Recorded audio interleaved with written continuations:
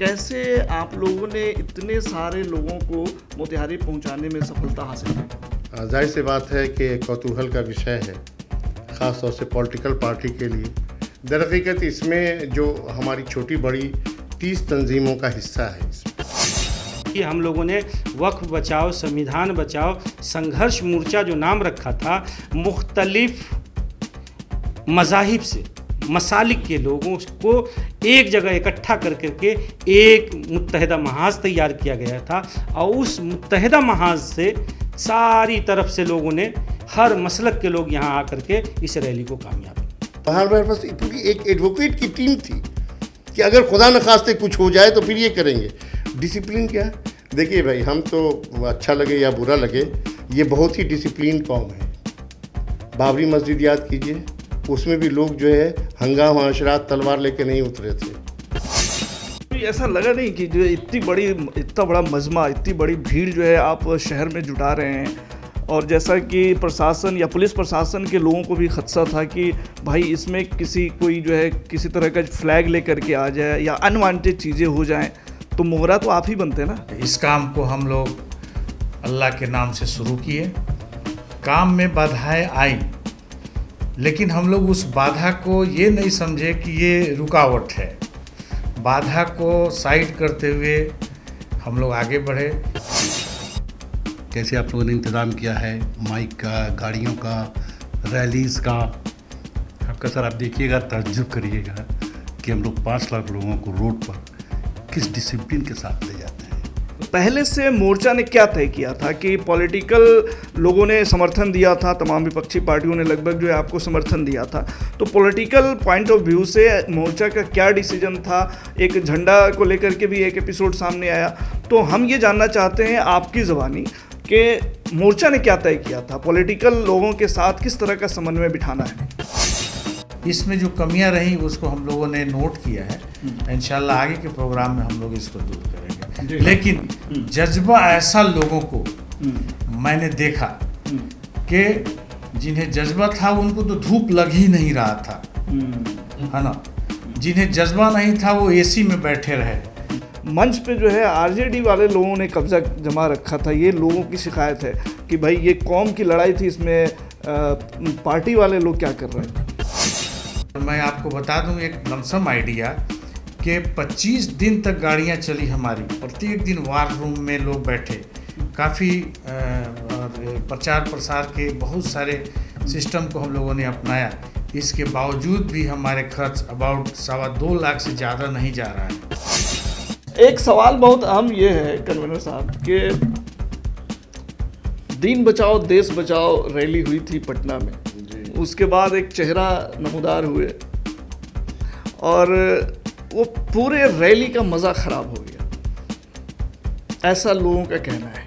इस रैली के बाद भी कोई चेहरा नमूदार होने वाला है क्या?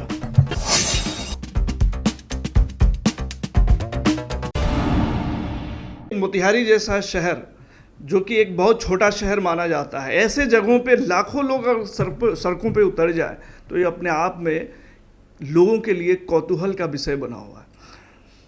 पिछले दिनों यानी 31 मई को मोतिहारी में वक्फ बचाओ, संविधान बचाओ संघर्ष मोर्चा के आह्वान पर एक रैली का आयोजन किया गया था वक्फ संशोधन कानून के खिलाफ, और यह इस रैली में अप्रत्याशित रूप से लोगों की भीड़ जुटी।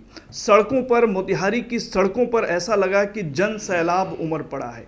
आमतौर से मोतिहारी में जो मैंने देखा है उसके हिसाब से प्रधानमंत्री नरेंद्र मोदी जब भी यहाँ पे आए, उस दरमियान जिस तरह की भीड़ देखने को मिली उससे कहीं ज़्यादा या कम वैसे ही भीड़ इस रैली में भी देखने को मिली।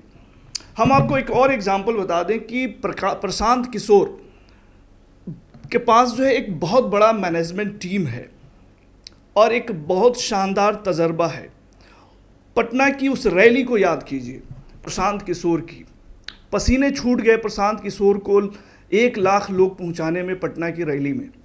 लेकिन एक नॉन पॉलिटिकल ऑर्गेनाइजेशन के आह्वान पर अगर मोतिहारी जैसे शहर में इस तरह की भीड़ जुटती है तो यह कौतूहल का विषय होना भी चाहिए। लेकिन सबसे मज़ेदार बात यह है कि यह रैली पूरी तरह से कंट्रोल रही। न किसी तरह का फसाद हुआ, न किसी तरह का झगड़ा हुआ। सारे लोग जिस मकसद से आए थे, नारेबाजी करते हुए गंतव्य तक गए। वहाँ पे जो भी जनसभा होना था वो हुआ और उसके बाद सब अपने घर चले गए। किसी तरह का हो हल्ला हुड़दंग जैसी स्थिति देखने को नहीं मिली। लॉ एंड ऑर्डर के हिसाब से भी एक बहुत बड़ा चैलेंज होता है, तो प्रशासनिक दृष्टिकोण से भी एक टेंस वाला माहौल होता है इस तरह की रैलियों में। लेकिन वो भी जो है सुकून और इत्मीनान का चैन की जो सांस है वो लेने को मजबूर हुए, क्योंकि ये रैली जो है पूरी तरह से ऑर्गेनाइज और डिसिप्लिन में रही। सबसे महत्वपूर्ण बात एक और ये है कि इस तपिश में, जिसे कि अभी नॉर्थ बिहार के रीजन में भीषण गर्मी का दौर चल रहा है, तो ऐसी गर्मी में भी इतने सारे लोग का जुटना यह अपने आप में बहुत कुछ कहता है। तो इस रैली के पीछे जो मुद्दा है वो तो आप जान रहे हैं कि वक्फ संशोधन कानून के खिलाफ इस चंपारण के लोग एकजुट हुए थे। लेकिन इस रैली में इतने लोग आए कैसे और कैसे इस रैली को मैनेज किया गया, इसकी क्या वजह थी, इस पे बात करने के लिए आज हमारे साथ जिस संस्था के या जिस मोर्चा के बैनर तले इस रैली को ऑर्गेनाइज किया गया था उसके जिम्मेदारान हमारे साथ मौजूद है। अहमद रजा साहब, उनसे हम आपका परिचय करा दें। अहमद रजा साहब संविधान बचाओ संघर्ष मोर्चा के सदर हैं और नायब सदर तनवीर अहमद खान साहब हैं, जो हमारे STV न्यूज़ के स्टूडियो में मौजूद हैं। और इस मोर्चा के वक्फ बचाओ संविधान बचाओ संघर्ष मोर्चा के जो कन्वेनर हैं हसन साहिद साहब, वो भी हमारे स्टूडियो में मौजूद हैं। और डॉक्टर अब्दुल खबीर साहब मोर्चा के ट्रेजरर हैं, तो उन्होंने भी एक अहम भूमिका निभाई, क्योंकि एक जो है फंड एक बहुत इम्पॉर्टेंट पार्ट होता है। तो उस हिसाब से क्या कुछ हुआ वो इनसे हम जानने की कोशिश करेंगे। तो सबसे पहले अब हम उस चीज़ को डिकोड करने की कोशिश कर रहे हैं कि कैसे इस रैली को ऑर्गेनाइज़ किया। सबसे पहले सदर साहब के पास हम पहुंचते हैं। रजा साहब, सबसे पहले तो बहुत बधाई कि आप लोगों ने कमाल कर दिया और एक शानदार रैली का आयोजन किया और डिसिप्लिन रैली का आयोजन किया। कैसे हुआ ये सब मुमकिन? सबसे पहले तो आपकी चैनल को मैं मुबारकबाद पेश करता हूँ कि आपका चैनल पूरे तौर से रैली में कामयाबी के साथ हमारी इस भीड़ को और लोगों तक ये बातें पहुंचाती रही। हमारे जो मुद्दे थे उस मुद्दों को लोगों तक पहुंचाते रही। अहम मसला ये था कि हमारी पूरी एक टीम थी, वक्फ बचाओ संविधान बचाओ संघर्ष मोर्चा एक मुकम्मल टीम थी। और हमने सबसे पहले पूरे इलाके में जितने ब्लॉक हैं अनुमंडल हैं हर जगह हम लोगों ने अपने आदमियों को तैयार किया। वहाँ पूरे तौर से लोग तैयार हुए, पूरे तौर से कैंपेनिंग हुई, लोगों के दरमियान गए, बातें की, जिसका नतीजा ये हुआ कि इस अहम मौजू पर, इस अहम मुद्दे पर इतनी भीड़ मोतिहारी शहर में जमा हुई।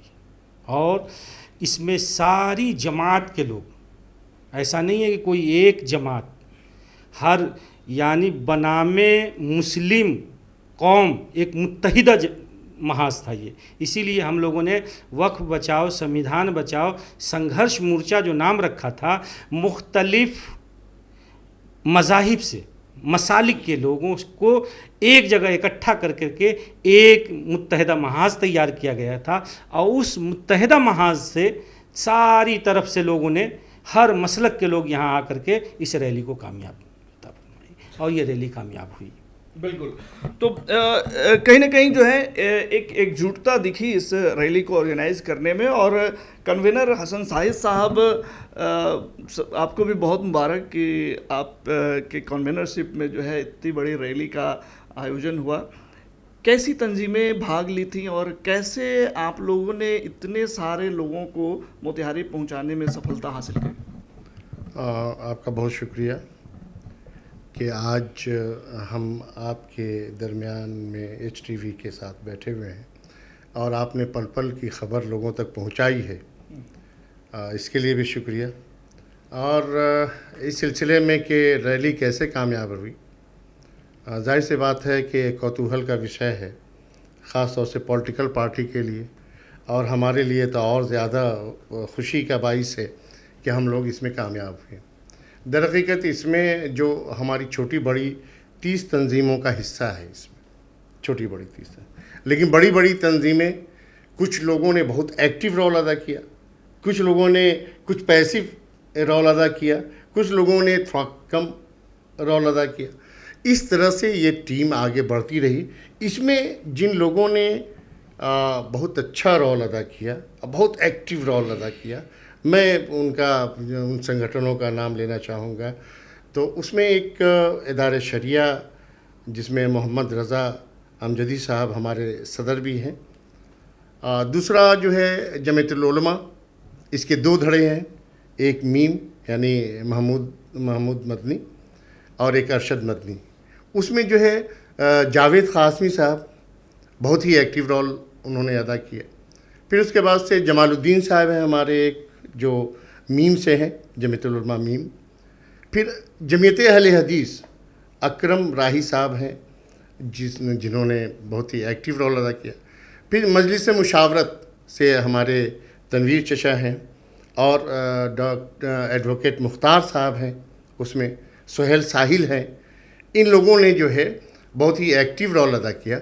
और कुछ अलग हम लोग बात करें, SIO स्टूडेंट इस्लामिक ऑर्गेनाइजेशन, ये यूथ की तंजीम है, और इसने भी बड़ा ज़बरदस्त रोल अदा किया यूथ को इकट्ठा करने में, वॉलंटियर्स तैयार करने में, उनको तरबियत करने में बड़ा ज़बरदस्त रोल अदा किया। और ये तो हुआ कि डिस्ट्रिक्ट टीम में हम लोगों ने इसमें ख़ास तौर से मैं कुछ नाम लेना चाहूँगा। जैसे सुहेल साहिल साहब हमारे बेदारी मुहिम के हिस्सा थे, यानी वही ऑर्गेनाइज़ कर रहे थे बेदारी मुहिम को। जागरूकता जो अभियान चल रहा था हमारा, जो 5 दिन 6 दिन एकदम लगातार एकदम लोग गए, पूरे इलाके में गए डिस्ट्रिक्ट से।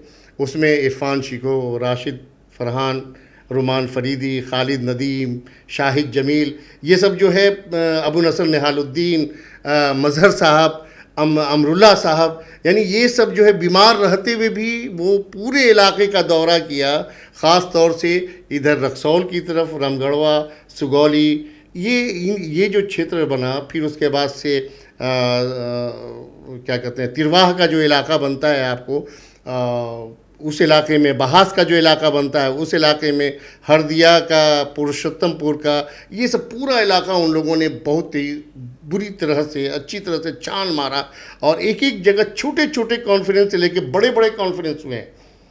ये भी आप समझिए कि एक जगह 100 आदमी से भी कहीं कहीं पे तो आपको वो तादाद 5000, जैसे चिड़ैया में हमारा हुआ, आदापुर में हमारा हुआ, जावेद क़ासमी साहब वहाँ गए, वहाँ पे हज़ारों की भीड़ वहाँ जमा हुई। और उसमें लोगों ने कहा, इधर ढाका में नज़रुल मुबीन साहब कमान संभाले, जावेद साहब कमान संभाले, और अकरम राही साहब तो लगातार एकदम लगे रहे ढाका क्षेत्र में, चिड़ैया में। और इसमें हमारी गाड़ियाँ जाती रहीं और लोग जो है अपना ये दे अवेयरनेस प्रोग्राम। लोग वक्फ को जानते नहीं थे, उतना समझते नहीं थे कि ये कैसे हमारा दीनी मसला है।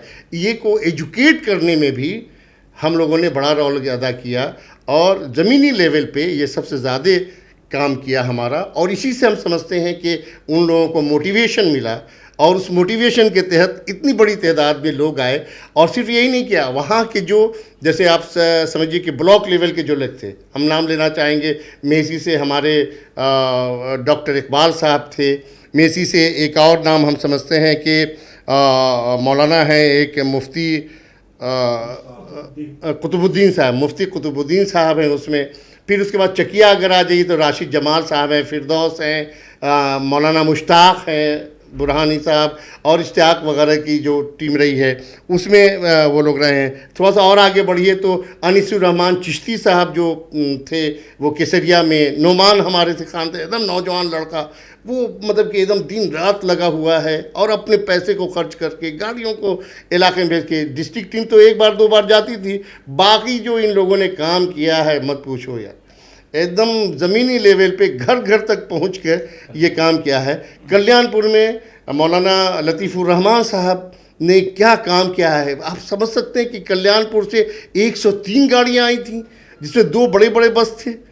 आप समझिए कि इस तरह से लोग जो है वहाँ से आए, और मैं तो बहुत रिकॉर्ड बनाया उन्होंने कल्याणपुर से हमारे साहब ने। फिर उसी तरह से रमगढ़वा में चले गए, नैयर साहब हैं। फिर अगर मोतियुर रहमान साहब हैं, सुगौली चीनी मिल के इमाम साहब हैं, उन लोगों के ताल्लुक से जो है जो डिस्ट्रिक्ट की टीम रही है वो ज़बरदस्त काम की है, हरसिद्धि में काम की है। मैं इसमें मुफ्ती इरशाद साहब का भी नाम लेना चाहूँगा कि वो भी जो है अरेराज में अच्छा खासा काम किया है। इसमें जो बेदारी मुहिम में रोल अदा किया, गोया कि इदारे शरिया ने अपने पूरे ब्लॉक में, ये इदारे शरिया का समझिए कि एक तरह से इलाका है, केसरिया, आपका कल्याणपुर, पकड़ी दयाल, ये सब जो है उनका है। फिर जो है अगर जावेद साहब का कर लिए तो ढाका, चिरैया और अरेराज, आदापुर, इस तरह से उन लोगों ने काम किया। जो बाकी बच गया वो जमात इस्लामी, SIO और दूसरी दीगर तंजीमें। एक नाम और लेना चाहेंगे APCR का, association for protection of civil rights. ये एक ज़बरदस्त अभी काम कर रही है, उसकी रिपोर्ट भी आ रही है। उसकी एक तंजीम है यहाँ वकीलों की, उसमें हमारे उसके जो सदर हैं सत्यचरण राम, ये रिटायर्ड जज हैं, ये इसके सदर हैं। शमशुल हक साहब एडवोकेट हैं। अज़मुद्दीन हाशमी, ये लोग उसके एडवोकेट हैं। हमारे पास पूरी एक एडवोकेट की टीम थी कि अगर खुदा न खास्ते कुछ हो जाए तो फिर ये करेंगे। डिसिप्लिन क्या है? देखिए भाई, हम तो अच्छा लगे या बुरा लगे, ये बहुत ही डिसिप्लिन कौम है। बाबरी मस्जिद याद कीजिए, उसमें भी लोग जो है हंगामा अशरात तलवार लेके नहीं उतरे थे। और ये भी जो है कोई भी प्रोटेक्शन आप प्रोटेस्ट करते हैं, वो कोई तलवार, छुरा, भाला लेके नहीं करते, वो हमारे अकाबिर की बात सुनते हैं। और डिसिप्लिन पे बात करेंगे और बहुत सारी बातें और भी करनी है, लेकिन आप ध्यान रखिएगा वो कुछ नाम अगर छूट जाएंगे तो आपकी जो है बोलने में हो सकता है कुछ नाम छूट जाए, लेकिन सबसे महत्वपूर्ण होता है ऐसी रैलियों में प्रशासन के साथ कोऑर्डिनेशन करना और चीज़ों को जो है टेक्निकली और जो है संविधान के दायरे में रह करके चीज़ों को अंजाम देना। उसके लिए हमने ऑब्ज़र्व किया कि मोर्चा के जो नायब सदर हैं तनवीर अहमद ख़ान साहब, ये लगातार लगे रहे, तो उनसे भी हम बात कर लेते हैं। तनवीर साहब, बहुत मुबारकबाद, और बहुत इस उम्र में भी आपने जो है बहुत जज्बे के साथ काम किया, और हमने देखा कि आप एक ज़िला पदाधिकारी के पास एक बार मैं गया था तो वहाँ भी आप मौजूद थे और इसी काम से मौजूद थे। कैसे कोऑर्डिनेशन बना ये सब? बहुत बहुत शुक्रिया, आपने दावत दिया, हमें बुलाया, इसके लिए एक बार फिर आपका शुक्रिया। एग्जैक्टली जो शुरू में हम लोगों का 14 मई का डेट पड़ा था, तो हम लोगों ने कोशिश किया था कि गांधी मैदान ले लिया जाए, गांधी मैदान मिल जाए। तो सब कमेटी आपस में डिस्कस करने के बाद कहा कि आप गांधी मैदान के लिए कोशिश करिए। तो जब हम सदर SDO के पास गए तो उन्होंने कहा कि हम आपको गांधी मैदान नहीं दे सकते, हम कलेक्टर ही दे सकते हैं। फिर एप्लीकेशन वगैरह सब टाइप हुआ, हम कलेक्टर साहब के पास गए, उन्होंने हमसे बात किया, कहा कि मेरी मजबूरी ये है कि वहाँ पे होम गार्ड की बहाली होने जा रही है, गांधी मैदानी में हम आपको नहीं दे सकते हैं, आप सदर SDO के पास जाइए, आपको दूसरा जो आप लिखे हैं मिल जाएगा। सदर SDO के ऑफिस में हम पहुँचे, उसके कबल भी हम गए थे 14 के यूथ हाउस में, फिर दोबारा फिर हमको जाना पड़ा, डेट एक्सटेंड हो गया। तो वहाँ गए तो वहाँ के स्टाफ लोगों ने काफ़ी कोऑपरेट किया, मेरे साथ सोहेल साहब भी थे, एक बार वो भी गए थे, चूँकि उनके पास फुर्सत नहीं था इसलिए वो बार बार नहीं जा सके मेरे साथ। तो उन्होंने कहा कि आपको चाहिए कौन सा? हम कहा कि हमको होम गार्ड दे दीजिए और पार्किंग के लिए हमको पीछे की तरफ जो हवाई अड्डा है वो दे दीजिए। एप्लीकेशन लाए तो हम एप्लीकेशन के लिए गए थे, तो उन्होंने लिख करके अपने स्टाफ को बुलाया कि इनके साथ बात कीजिए। फिर स्टाफ के साथ हम रूम में चले गए, चूँकि वो बहुत बिजी थी इसलिए मुश्किल से 1-1.5 मिनट उनसे बात। स्टाफ ने कहा कि आपको जाना पड़ेगा टाउन थाना, फिर छतौनी, फिर उन्होंने आपस में कुछ बात की कि नहीं अब कम से कम टाउन थाना ज़रूर चाहिए। टाउन थाना पर आए हम, तो बहुत अच्छा लगा हमको टाउन थाना में।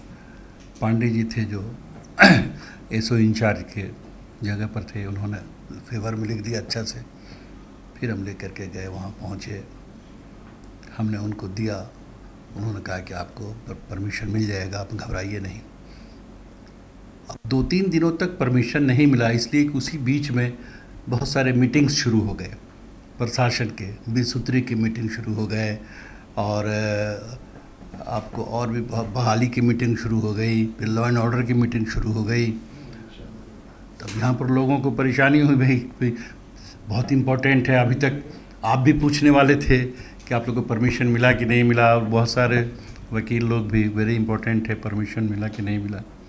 फिर हम गए तो उन्होंने जब कहा हमको, प्रमोद बाबू ने, कि आप बेफिक्र रहिए, आपको समझिए परमिशन मिल गया, आप अपनी तैयारी कीजिए। मैडम गई थी, डीएम से बात की है, आपको परमिशन, हमका होम गार्ड ही चाहिए था, होम गार्ड ही आपको मिल रहा है। फिर उसके बाद हम लोग चले आए, हमने सब कमेटी बैठी, शाम में हम लोग रोज़ बैठते हैं, सब बता दिया, चिट्ठी कहाँ है, चिट्ठी कहाँ, चिट्ठी मिल जाएगी। कुछ सवाल भी पूछे गए थे कि कितने लोग आएंगे और कैसे आप लोग कर रहे हैं, क्योंकि प्रशासन के लिए भी एक बहुत बड़ा चैलेंज होता है। जी हाँ, सवाल तो सबसे ज़बरदस्त हमसे पूछा टाउन थाना के जो इंचार्ज हैं राजीव रंजन बाबू, कि तनवीर साहब सही बताइए कितने लोग आएंगे। हम कहा हम लोग तो शाम में जब बैठते हैं देहातों से, रोज़ 10-10 गाड़ियाँ हमारी जा रही हैं, 30-30, 40 सब इको रिक्शा हमारा सब रन कर रहा है। सर हम लोग भाड़ा पर लोग नहीं बुलाते हैं, लोगों को खबर कर देते हैं कि हक की लड़ाई आई है। तो कोई 10 लाख कहता है, कोई 8 लाख कहता है, कोई 5 लाख कहता है, आप बताइए ना कम से कम कितना। हम कहा सर कान में बोल रहे हैं 2 लाख से तो लोग कम नहीं आएंगे किसी कीमत पर, इतनी तेज़ धूप है उसके बावजूद भी। आप बैठिए, अब बैठिए, बैठिए, हमको बैठा लें, कैसे कंट्रोल होगा। हम कहा हमसे पूछिए, जैसे अजय आप भी बैठिए। तो वहाँ पर थे पासवान सब, वो बैठ गए, पांडे जी बैठ गए, राजीव रंजन साहब जो पकड़ी दयाल से भी ट्रांसफ़र करके अफसर इंचार्ज बन के आए, वो बैठ गए, एक आदमी और बैठ गया, हम तो थे ही बैठे हुए। मस्जिद कहाँ बताइए, रास्ते में मुन्ना जो काम करता है, मंदिर कहाँ है वो बताइए, एकदम राइट फ्रॉम ईदगाह से लेकर के डेस्टिनेशन तक जो सेंटीमेंट होता है उन लोगों को पकड़ने का, इमोशन होता है, कि तमाम चीज़ें नक्शा बना बना करके हम कन्विंस हो गए। हम कहा अब हम जाएँ, बिल्कुल आप जाइए एकदम, लेकिन आपने तो लिखा है कि 10 बजे से हम शुरू करेंगे, आपकी चिट्ठी में लिखा, आपके नाम में चिट्ठी है, तनवीर साहब सही से बोलिए आप। उनको जो परमिशन लेटर हमने दिया, हम कहा सर 10 बजे लिखा तो 10 ही बजे निकलेगा वहाँ से, इसलिए कि हमको पुलिस फोर्स देना है ना, हमको 9:30 तक हमको पहुँचा देना है वहाँ तक, और जहाँ जहाँ पर पुलिस फोर्स है जो हमको डिस्ट्रीब्यूट करना है वो सब पहुँचाना है। तो ये कह करके कैसे आप लोगों ने इंतज़ाम किया है माइक का, गाड़ियों का, रैलीज़ का। आपका सर आप देखिएगा, ताज्जुब करिएगा कि हम लोग 5 लाख लोगों को रोड पर किस डिसिप्लिन के साथ ले जाते हैं। आपके भी लाइफ का एक ये एक्सपीरियंस होगा, देखिएगा। 10 गाड़ियाँ सिर्फ हमारी बगल में दौड़ेंगी, सिर्फ ये कहने के लिए कि लाइन में चलो, हट के चलो, लोगों को जाने दो, जो एम्बुलेंस आता है उसे पास होने दो, तमाम सिविलियंस जो दिनचर्या में अपना काम करते हैं उनको कोई तकलीफ़ नहीं हो, प्रशासन को कोई तकलीफ़ नहीं हो, ये तमाम उस पर होता है। और सर स्लोगन्स, इतना डिसिप्लिन स्लोगन्स आपने कभी नहीं सुना होगा।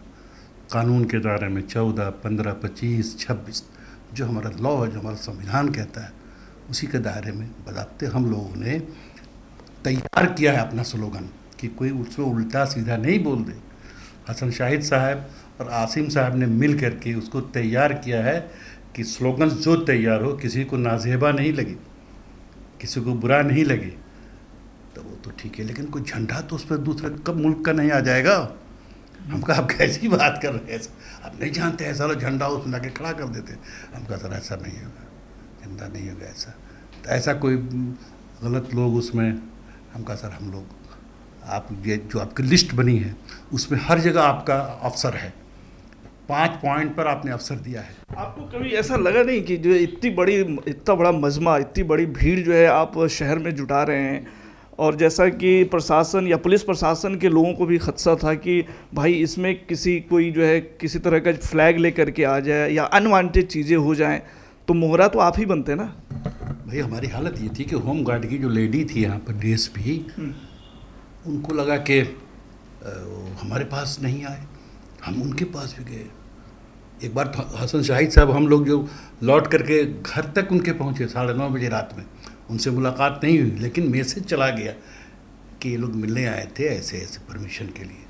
तो फिर बाद में हम गए लुम्बिनी भवन में, जिनका ऑफिस वहाँ पर है, और वहाँ पर जो ये आचार्य जी थे, दरोगा, सेकंड दरोगा जो थे, उनसे हमारी बात हुई। हमने उनसे सब कहा, तो हमको थोड़ी देर के लिए परेशानी हुई कि ये लोग, लेकिन अच्छा से हो गया, वहाँ कोई परेशानी नहीं हुई।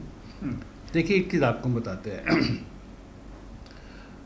2 हिस्से में इस तरह का बड़ा रैली होता है जो मेरा तजर्बा है।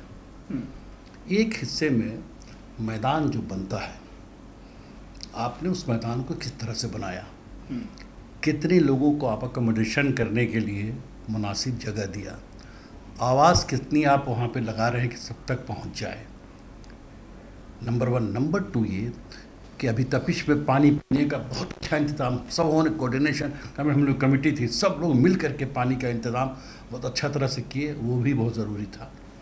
उससे ज़रूरी ये था, जिसमें हमने कबीर साहब को भी देखा कि ये भी पहुंच गए थे 7:30 बजे सुबह में स्टेज पर। तो हमने सोचा कि अगर हम वहाँ चले जाते हैं ईदगाह में, तो फिर स्टेज पर जो लोग आ रहे हैं, डायरेक्ट पहुँच रहे हैं हज़ारों लाखों की तादाद में, उसको कौन मैनेज करेगा, उससे कौन बातें करेगा, उसे कौन राह दिखलाएगा कि आपकी गाड़ियाँ कहाँ खड़ी होंगी, आपकी बाइक कहाँ खड़ी होगी, आप लोगों को यहाँ पर आ जाइए, पानी का वहाँ इंतज़ाम है, पीजिए। कुछ लोगों ने भी कहा वहाँ हम लोगों से कि भाई आप लोग कुछ बोलते रहिए। उधर अंजुम भी इत्तफाक से आ गए थे कि आप लोग कुछ बोलते रहिए जिसमें कि लोगों के अंदर ठहराव हो, लोग समझे, वहाँ पर बात करें। कुछ इन्होंने बोला, उधर अंजुम ने भी बोला, हमको तो उतनी ताकत नहीं थी, तभी आधा घंटा तक हम भी बोलते रहे, मैनेज करते रहे। तो इस तरह से आपने दोनों चीज़ों को बैलेंस किया। लेकिन यहाँ पे एक और अहम सवाल जो सबसे महत्वपूर्ण है वो है कि इस तरह की गैदरिंग को बुलाना और इस पूरे मैनेजमेंट का जो एक्सपेंस होता है वो बहुत अपने आप में इम्पॉर्टेंट होता है, क्योंकि जो है जो रकम होते हैं उसके बगैर तो ये सब चीज़ें मुमकिन नहीं होता है। तो जो एक फाइनेंशियल पार्ट था उसको लेकर के किस तरह से तैयारियां की गई। डॉक्टर अब्दुल खबीर साहब शहर के जाने माने चिकित्सक हैं और इस मोर्चा के ट्रेजर भी रहे हैं, तो इनसे जानना बेहद अहम होगा। डॉक्टर साहब, आप तो जो है आपकी तो माशाल्लाह इतनी अच्छी प्रैक्टिस चल रही है, लेकिन उसके बावजूद हमने देखा कि आप जो है इसमें लगे रहे। कैसे हुआ सब? फाइनेंशियली तो बहुत बड़ा एक हेडेक होता होगा ऐसे मौके से। जी, ये तो प्रॉब्लम था कि जो मोर्चा बना, इस मोर्चा में तो ये नई मोर्चा थी, इसमें कोई पहले से कोई अमाउंट वगैरह था नहीं कि इसके लिए कहीं से कोई चंदा पहले से हुआ हो। बिल्कुल खाली हाथ एक मोर्चा बना। लेकिन अल्हम्दुलिल्लाह जिस दिन मोर्चा बनने के बाद जो पहली मीटिंग हुई उसमें कुछ अमाउंट्स लिखाने की बात आई कि जो हमारे तंजीम से जुड़े हुए लोग थे उन लोगों में जो सबसे अच्छी शुरुआत हमारे नायब सदर मोर्चा के तनवीर ख़ान साहब ने 11,000 रुपया से स्टार्ट किया। उसके बाद अकरम राही साहब ने 11,000 रुपया, उसके बाद जमात इस्लामी ने 10,000 रुपया, प्लस साथ में इकबाल साहब ने भी अपने तौर से ऐलान किया। और ये जो ऐसा आना शुरू हुआ तो मैंने भी दिया। तो इन लोगों का नाम आप जो है रिवेल कर रहे हैं, ऐसा ना हो कि ईडी पहुंच जाए उनके यहाँ। जी नहीं, तो एक हिम्मत हमारी बढ़ी। और मैंने पहले इस पोस्ट को लेने से मैं खुद नहीं चाहता था कि मैं ये पोस्ट को लूँ, लेकिन हाउस में एक आदमी भी मेरा विरोध करने वाला नहीं मिला, मेरा साथ देने वाला नहीं मिला, तो मुझे यहाँ पोस्ट लेना पड़ा मजबूरी में। लेकिन अल्हम्दुलिल्लाह मोर्चा के तमाम लोग, सदर साहब, नायब सदर, कन्वेनर साहब, नायब कन्वेनर इरफान शिको साहब, रुमान फरीदी, प्रोफेसर इकबाल साहब, सोहेल साहिल साहब, खालिद नदीम साहब, शाहिद जमील साहब, तमाम लोगों ने मेरी हिम्मत अफजाई वहाँ की कि आप घबराइए नहीं, सब लोग आपके साथ हैं और इंशाअल्लाह ये काम होगा। और इस काम को हम लोग अल्लाह के नाम से शुरू किए। काम में बाधाएं आई, लेकिन हम लोग उस बाधा को ये नहीं समझे कि ये रुकावट है। बाधा को साइड करते हुए हम लोग आगे बढ़े। बीच में एक प्रोग्राम हुआ जिससे थोड़ी सी परेशानियां आईं, अल्लाह ने उसको भी दूर कर दिया। और अल्हम्दुलिल्लाह इसमें जो अच्छे हमारे ताउन जिन लोगों ने किया हमारे इस टीम के अलावा, उसमें डॉक्टर तबरेज़ अजीज़ साहब, डॉक्टर मंजर नसीम साहब, डॉक्टर फिर हमारी मेयर श्रीमती प्रीति गुप्ता जी, हमारे एमएलए पूर्व कानून मंत्री डॉक्टर समीम साहब, और इदारा शरिया के हमारे सदर साहब, उन्होंने एक अच्छा कोऑपरेशन हमारे इस तंजीम को अलग से किया। और साथ में बहुत सारे लोग, उनका कहना था कि नाम मेरा शायद नहीं हो, उन लोगों ने भी कोऑपरेट किया। शहर के मुख्तार साहब ने भी कोऑपरेट किया। मुख्तार साहब तो हमारे असिस्टेंट ट्रेजरर थे ही, काफ़ी मेहनत किया उन्होंने।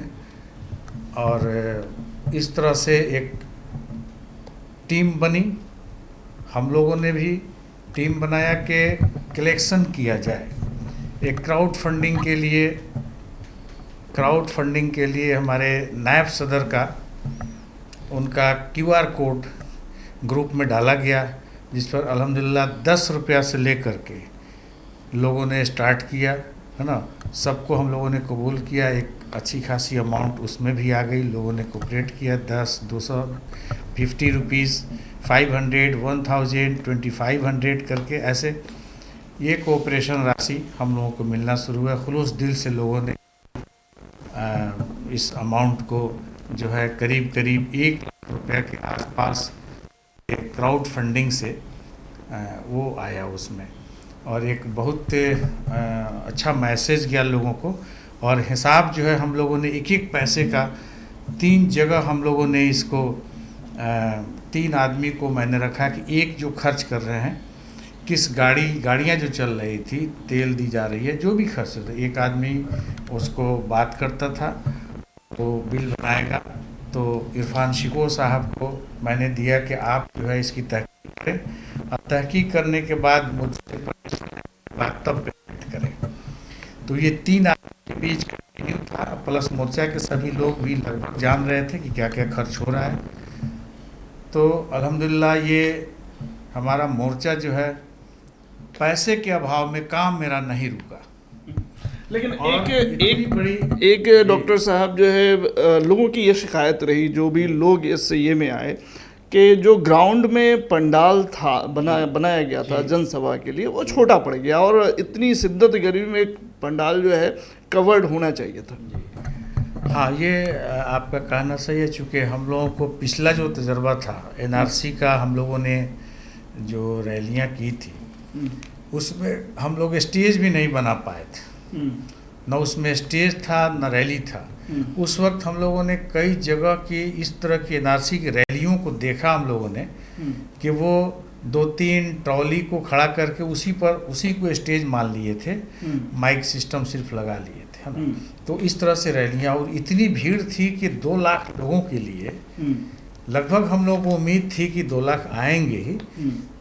इतने बड़े पंडाल की व्यवस्था करना संभव नहीं था, है ना।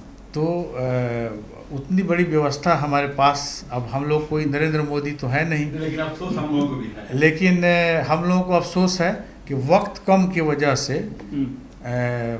ये ऐसा हुआ। और आइंदा हम लोग अगर तपिश में किसी तरह का प्रोग्राम अगर हम लोग करते हैं, तो कोशिश करेंगे कि ज़्यादा से ज़्यादा चांदनी जो है हम लोग उसको, इसमें जो कमियां रही उसको हम लोगों ने नोट किया है। इंशाल्लाह आगे के प्रोग्राम में हम लोग इसको दूर करेंगे। लेकिन जज्बा ऐसा लोगों को मैंने देखा कि जिन्हें जज्बा था उनको तो धूप लग ही नहीं रहा था, है ना। जिन्हें जज्बा नहीं था वो AC में बैठे रहे। मेरी शिकायत शहर के लोगों से है कि उनका अपीयरेंस बहुत कम था। ये जिहाद इतनी गर्मी में अपनी नाराज़गी को जाहिर करना, ये गांव के लोगों ने बहुत बढ़ चढ़कर हिस्सा लिया। वो गाड़ी में भाड़ा दे कर के आए, अपना खाना लेकर के आए, अपना पानी लेकर के साथ में चले, गाड़ियों का भाड़ा दिया और झंडा बैनर तक बनवा करके आए। इस तरह से उन्होंने हमारी मोर्चा को के इस कार्यक्रम को सफल बनाने में गांव के लोगों ने बहुत सहयोग किया। वो उस हिसाब से देखा जाए तो हमारा शहर पीछा नजर आया। इसका मुझे तो कुछ और सवालात हैं। जी। मैं शहर और गांव दोनों में रहता हूं, लेकिन शहर में रहते हुए मुझे शहर वालों की संख्या कम दिखी थी, इसका मुझे अफसोस है। और मैं कहना चाहता हूं हमारे शहर के भाइयों से कि आप इस तरह की जब मीटिंग हो, इस तरह के आपके जब शरई मामला है ये, जब आपका दीनी मामला है ये, ऐसे मामले पे जब सरकार प्रहार करती है तो आपको घर से निकलना पड़ेगा। आपको भी निकलना चाहिए बड़ी तादाद में, दिल बड़ा करना चाहिए। जो गांव के लोग हैं उनके लिए आपको स्वागत में आपको तो पहले से खड़ा रहना चाहिए। लेकिन इसके बावजूद भी बहुत सारे हमारे जो इस चीज़ को समझ रहे हैं वो रोड पर थे। वो कंटिन्यू हमारे गांव वाले जो हमारे डेलीगेट्स थे उनको सही रास्ता दिखा रहे थे, उनको हिम्मत दे रहे थे, उनके साथ चल रहे थे। तमाम लोगों को मैं धन्यवाद करता हूँ। साथ ही जितने 10 रुपया से लेके ज़्यादा अमाउंट तक जितने हमारे साथी ने इस मोर्चा को कोऑपरेशन किया, तमाम लोगों को दिल से मुबारकबाद देता हूँ। वाकई आपका ये कर्तव्य है कि लोगों को जो है, जिन लोगों ने आपको मोरल सपोर्ट किया और हर तरह से सपोर्ट किया, उनका आप शुक्रिया अदा करें। लेकिन कुछ बातें कर लेते हैं जो इस रैली के बाद जो है सोशल मीडिया पे चल रही हैं। बहुत सारे सवालात भी लोग उठा रहे हैं इस रैली को लेकर के। एक तो ये पॉजिटिव पार्ट है कि इस तरह की रैली शहर में ऑर्गेनाइज़ की गई और बिल्कुल डिसिप्लिन में रही, जो मकसद था उस मकसद में कामयाब रही। लेकिन इस बीच कुछ सवाल सदर साहब उभर करके सामने ये आए कि जो है ये मंच पे जो है आरजेडी वाले लोगों ने कब्जा जमा रखा था। ये लोगों की शिकायत है कि भाई ये कौम की लड़ाई थी, इसमें पार्टी वाले लोग क्या कर रहे थे। देखिए, मंच पर जो लोग थे, जिनको मंच चाहिए था उन्हें मंच मिला, जो काम करना चाह रहे थे वो काम किए। हम लोग रैली के इंतज़ाम में लगे हुए थे। ईदगाह से जो रैली निकली थी, हम लोग, मैं और बिलखुसूस कन्वीनर साहब, ये दोनों आदमी साथ में लगे हुए थे और हम दोनों पैदल चल रहे थे। इसी वजह से पैदल चल रहे थे कि कहीं कोई गड़बड़ी ना हो जाए, कोई लफड़ा ना हो जाए, कहीं कोई गलत नारा ना लगा दे, कहीं कोई गलत किसी से उलझ ना जाए। तो हम दोनों हजरात बाकायदा तौर से पैदल चल रहे थे ताकि ये देखते रहें, निगरानी करते रहें। वैसे भी हमारे जो रज़ाकार हजरात थे वो बड़े मुतहदिक थे। नहीं वो तो ठीक है, आप लोग तो अपनी जिम्मेदारी को समझते हुए उस चीज़ फ़र्ज को अंजाम दे रहे थे। मेरा ये कहना है कि पहले से मोर्चा ने क्या तय किया था कि पॉलिटिकल लोगों ने समर्थन दिया था, तमाम विपक्षी पार्टियों ने लगभग जो है आपको समर्थन दिया था, तो पॉलिटिकल पॉइंट ऑफ व्यू से मोर्चा का क्या डिसीजन था। एक झंडा को लेकर के भी एक एपिसोड सामने आया, तो हम ये जानना चाहते हैं आपकी ज़बानी कि मोर्चा ने क्या तय किया था, पॉलिटिकल लोगों के साथ किस तरह का समन्वय बिठाना है। नहीं, मोर्चा का जो मामला ये था कि सियासी पार्टी कि जो हजरात आवेंगे उनका इस्तकबाल किया जाएगा। अब स्टेज पे हम लोगों का इरादा ये था कि महदूद लोग बैठेंगे। इस कदर लोगों की न आने की मुझे उम्मीद थी, इतनी सियासी पार्टियों की, लेकिन उसके बावजूद आए तो उनका इस्तकबाल हुआ। अब उनके लिए हम लोगों ने बाकायदा तौर से स्टेज पर जगह नहीं बना करके रखी थी, जगह मखसूस लोगों के लिए थी। लेकिन जब स्टेज पर सारे लोग चले आए तो हम लोगों ने हटाया भी नहीं किसी को, और जो जहां बैठ गए, मैंने कहा कि चलिए रैली कामयाब हो गई और किसी की दिल शिकनी ना हो, किसी को बुरा ना लगे, इसलिए जो जहां बैठ जाए वहीं बेहतर है। वहीं से हम लोगों ने वहीं से एडजस्ट करना शुरू कर दिया। ये नहीं कहा कि फलां को निकालो, फलां को लाओ, ये हमने नहीं करने की कोशिश किया, इसलिए कि हमें जोड़ना था। और इस लड़ाई को ऐसा नहीं थी कि एक रैली कर करके ख़त्म कर देना था, ये लड़ाई लंबी चलनी है। झंडे को लेकर के क्या था गाइडलाइन? झंडे के ताल्लुक से हमारा ये मौक़िफ़ था कि कोई किसी किस्म का झंडा ना रखे। इस पर एक साफ सुथरी बात थी। ये भी नहीं था कि अगर कोई झंडा ला ले तो उसके लिए लड़ाई हम लड़ लें। जो हमें सपोर्ट करते हैं अगर झंडा लगा दिया तो कोई बात नहीं है, और अगर नहीं लाए तो उनसे हमको शिकायत भी नहीं कि झंडा लेकर के आए। तो अगर किसी ने कोई झंडा ला करके खड़ा किया कहीं पर जो हमें सपोर्ट कर रहे थे, तो उस झंडे के लिए हम लोग उलझना नहीं चाह रहे थे। झंडे के लिए हम लोग उलझना नहीं चाह रहे थे, और साफ तौर से मोर्चा का अपना एक स्ट्रेटजी था कि पॉलिटिकल लोगों के साथ किस तरह से समन्वय बिठाना है, और मंच पे और इस तरह के मौके से जो है चेहरा चमकाने वाले भी बहुत सारे लोग होते हैं, तो मौके का फ़ायदा उठाते हैं। खैर ये सब चीज़ें होती रहती हैं। एक सवाल बहुत अहम ये है कन्वीनर साहब कि दीन बचाओ देश बचाओ रैली हुई थी पटना में, उसके बाद एक चेहरा नमूदार हुए और वो पूरे रैली का मज़ा ख़राब हो गया, ऐसा लोगों का कहना है। इस रैली के बाद भी कोई चेहरा नमूदार होने वाला है क्या? देश बचाओ और दीन बचाओ पे तो हमसे स्टेटमेंट ना लिया जाए तो अच्छा है। ये खालिसतन इमारत शरिया का प्रोग्राम है, उनसे पूछा जाना चाहिए कि क्या ऐसा कोई इरादा रखते हैं या नहीं रखते हैं। मेरा सीधा सवाल है, दर्शकों को भी समझ में आनी चाहिए, क्योंकि हमने तो कभी देखा नहीं कि आप लोग किसी पॉलिटिकल पार्टी से जुड़े रहे हैं। तनवीर चचा पूरे पुराने कांग्रेसी रहे हैं, लेकिन मैं आपसे जवाब मांगूंगा, लेकिन मैं आपसे कन्वीनर साहब से ज़रा मैं ये समझ लेता हूँ कि क्या कोई पॉलिटिकल इंटरेस्ट भी है आप लोगों को, कुछ कभी राजनीति में आना चाहते हैं?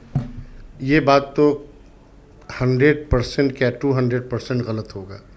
यहाँ पे सिवाय इखलास के, समाजी संगठन के और दीनी संगठन के इसका कोई इरादा नहीं है दूर दूर तक।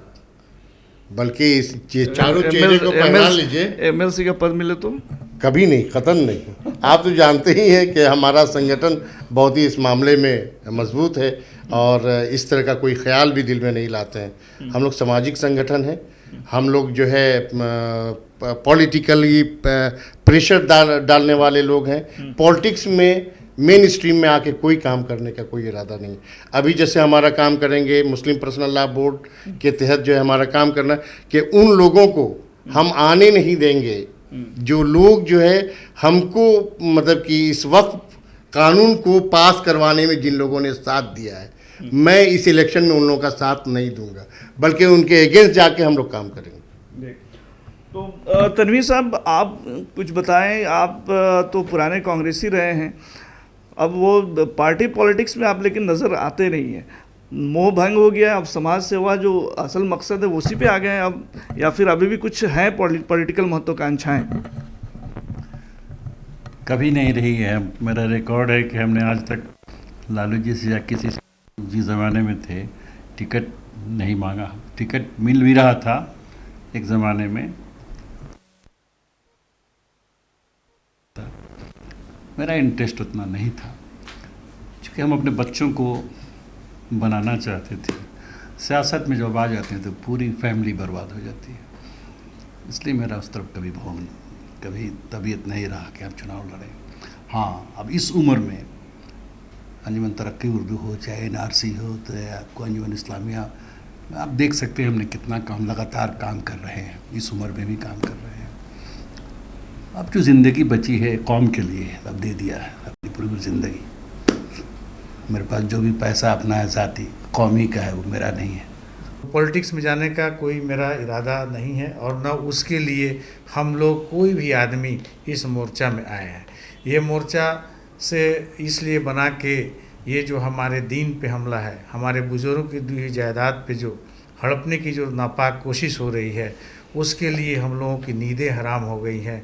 आज भी हम रैली तो कर लिए हैं, एक मैसेज मैंने दिया है, पूरे देश ये मैसेज दी जा रही है, लेकिन फिर भी हम लोगों के आँख में नींद इसलिए नहीं है कि हमारे आने वाले बच्चों का क्या होगा, हमारे कब्रिस्तान का क्या होगा, हमारी ईदगाह, हमारी मदरसे, हमारे बहुत सारे जो बुज़ुर्गों के मज़ार हैं उनका क्या होगा, उनके साथ बेहुरमती हो रही है। तो इन सब बातों को देखते हुए जो भी समझदार इंसान है, जो भी मुसलमान है, उनकी आंखों की नींद हराम है। ऐसा नहीं है कि ये वफ़ का मामला है। वफ़ का मामला जैसे हम लोग सुप्रीम कोर्ट में लड़ रहे हैं, लड़ाइयाँ चल रही हैं, कोर्ट का क्या फ़ैसला आता है, प्रोटेस्ट हमारा जारी रहेगा, सरकार क्या करती है, अडिग होती है, फिर जो परेशानियाँ आएगी मुसलमानों को झेलना होगा, उसके बाद एक फिर नया बिल आने वाला है। तो इसके लिए ये मोर्चा को हम लोग कंटिन्यू आबाद रखेंगे। जो सरकार का कहना है कि हम बहुत जल्द जो है यूनिफॉर्म सिविल कोड लेके आने वाले हैं, और वो यूनिफॉर्म सिविल कोड का मतलब ये नहीं है कि हाँ ये दूसरों के लिए, ये मुसलमानों के जो शरई मामला है उसको डिस्टर्ब करने के लिए ही ये यूनिफॉर्म सिविल कोड बन रही, जैसा कि हम लोग समझ रहे हैं और सही समझ रहे हैं। तो ये तमाम चीज़ों के लिए हम लोग तैयार हैं। जैसे भी होगा संवैधानिक रूप से हमारी लड़ाई सरकार से जारी रहेगी, और तमाम मुसलमान हम लोगों के साथ हैं। ऐसा बस सिर्फ मुसलमान ही नहीं, इस शहर के, इस देश के जितने सेकुलर हमारे भाई हैं तमाम लोग हमारे साथ थे, जैसा कि स्टेज पर भी दिखा। अब रह गई बात कुछ हमारे ये जो ऑडिट की बात, तो आज ऑडिट हम लोगों का रिपोर्ट पेश होना है, और मैं आपको बता दूं एक लमसम आइडिया कि 25 दिन तक गाड़ियां चली हमारी, प्रत्येक दिन वार रूम में लोग बैठे, काफ़ी और प्रचार प्रसार के बहुत सारे सिस्टम को हम लोगों ने अपनाया। इसके बावजूद भी हमारे खर्च अबाउट 2.25 लाख से ज़्यादा नहीं जा रहा है, ये एक खुशखबरी है। उसके बाद जो अमाउंट हमारा उसमें सरप्लस हो रहा है वो मोर्चा में रहेगा आगे की लड़ाई के लिए। ये तो अपने आप में बहुत बड़ी बात है कि मोर्चा अगर 2.25 लाख रुपए में इतनी बड़ी रैली ऑर्गेनाइज कर सकता है, तो जो पॉलिटिकल पार्टियां हैं उनके लिए तो बहुत जो है चैलेंज है। एक बात और आपने जो बहुत अच्छी बात कही कि ये कम पैसे में जो हुआ, तो इसके पीछे कुछ कारण थे कि पैसा कुछ कम जोला। हमारे अकरम राही साहब, उनकी गाड़ियाँ कंटिन्यू चली, उन्होंने 1 रुपया नहीं लिया, 11,000 उन्हें डोनेशन देने के बाद। उसके बाद जावेद कासमी साहब की गाड़ियाँ चली, उन्होंने तेल तक नहीं लिया।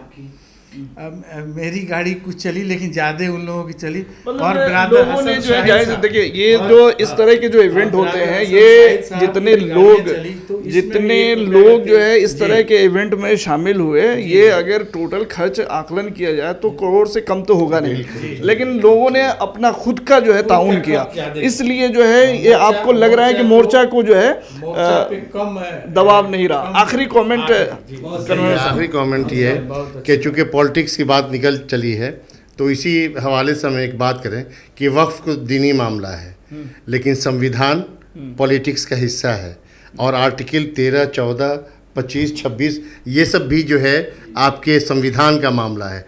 इस संविधान में अगर हमारे पार्लियामेंट में लोग नहीं होते, 234 लोग नहीं होते, तो एक्टिव पॉलिटिक्स से हम बिल्कुल मतलब कि किनारा कश नहीं, बल्कि ऐसे लोगों को पहुंचाना हम ज़्यादा अच्छा समझेंगे और इसके लिए काम भी करेंगे और इन लोगों को पहुंचाएंगे। सदर साहब, आपका आखिरी कमेंट।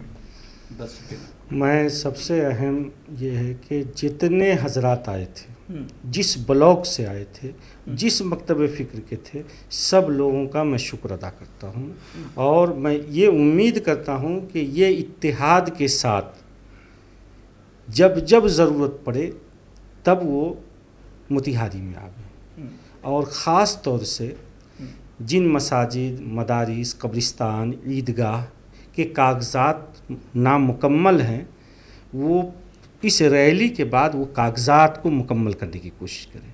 अगर कागज़ात में कमी हो रही है तो वो मोर्चा से राब्ता कायम करे, मोर्चा उनकी मदद करेगा, मोर्चा हर मौके पर उनकी मदद करेगा।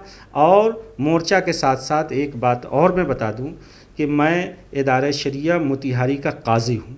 इदारे शरिया ने भी एक फार्म जारी किया है, उस फार्म को भी भर करके वो जमा करें, और जहाँ जहाँ कागज़ात में कहीं भी कमी आ रही है उस कागज़ात के लिए मकामी एतबार से मोर्चा से रब्ता कायम करें।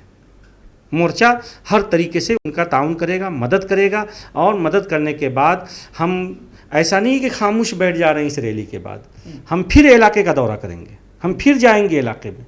अब हम इसलिए जाएंगे कि आप अपनी मस्जिद, कब्रिस्तान, ईदगाह के कागजात को दुरुस्त कीजिए। लेकिन आपके माध्यम से मैं फिर एक बार अपने कलेक्टर साहब, अपने एसडीओ साहब और जितने पुलिस थे, जितने मजिस्ट्रेट जो लगे थे जहाँ से 7 पॉइंट पर, इन सबों का तहे दिल से मोर्चा शुक्रिया अदा करता है और उनके तमाम अहल आल के मुस्तकबिल के लिए रोशन ताबनाक मुस्तकबिल चाहता है। बहुत बहुत शुक्रिया।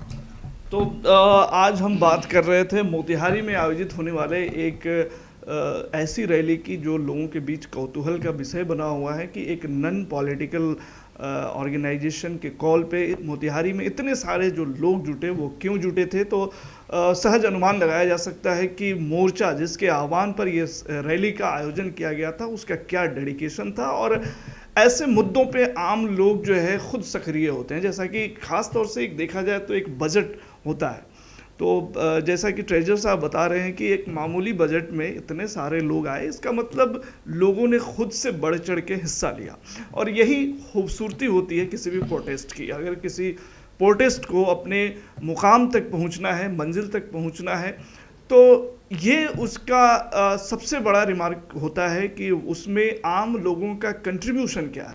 और इस रैली में ये पता चलता है कि आम लोगों ने खुद से अपना सर्वोच्च जो है कंट्रीब्यूशन दिया है, तभी इस तरह से इस भीषण गर्मी में इस तरह की भीड़ देखने को मिली मोतिहारी की सड़कों पर। तो आज की हमारी ये डिबेट और गुफ्तगू कैसी लगी आप हमें बताइएगा ज़रूर। अभी के लिए फ़िलहाल इतना ही। तमाम खबरों और डिबेट्स के लिए जुड़े रहिए STV न्यूज़ के साथ।